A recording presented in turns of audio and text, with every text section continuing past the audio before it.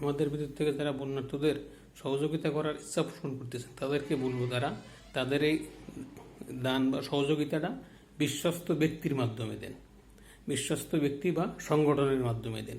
কারণ এখানে বিশেষ করে দুর্যোগের সময় দেখা যায় যে একটা গ্রুপ তারা তাদের তাদের নিজেদের চাহিদা মেটানোর জন্য চেষ্টা করে। তা এই ক্ষেত্রে আমরা একটু সচেতনভাবে, বিশেষ করে বাংলাদেশে বর্তমানে একটা বিষয় বলা যায় যে আসুন্নাহ ফাউন্ডেশন আল্লাহর একটা রহমতের মতো একটা বিষয়, যে তারা এর আগেও বন্যায় অনেক কাছে পরীক্ষিত একটা প্রতিষ্ঠান। এটার মাধ্যমে আপনারা দিতে পারেন, অথবা বিভিন্ন বিশ্ববিদ্যালয় ভিত্তিক যে সংগঠনগুলো আছে এদের মাধ্যমে দিতে পারেন।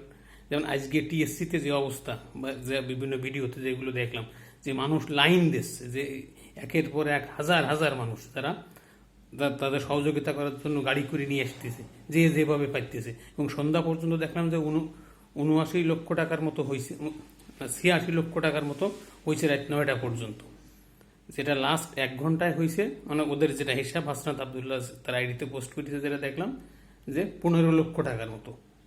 এবং আসুন্নাহ ফাউন্ডেশনের যে এরা দিছে, যে এরা গতকালকে এদের যে বিভিন্ন মোবাইল ব্যাংকিং আছে, এতে প্রায় 3.5 লক্ষ মানুষ বিভিন্ন পরিমাণে টাকা তারা তাদের ফান্ডে জমা দিছে।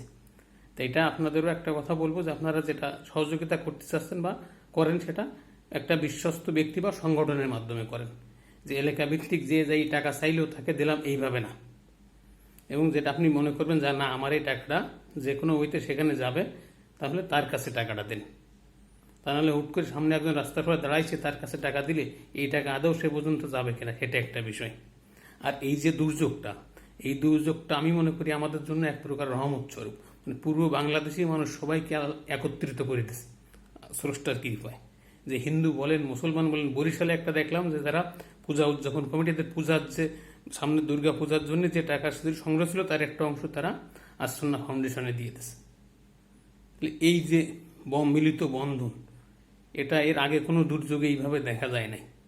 তা এই যে আমাদের যে ঐক্য, এটা আল্লাহ পাক আমাদেরকে ঐক্যবদ্ধ থাকার তৌফিক দিক, এবং এই যারা দুর্যোগ কবলিত আছে তাদের পাশে দাঁড়ানোর জন্য সুযোগ করে দিই।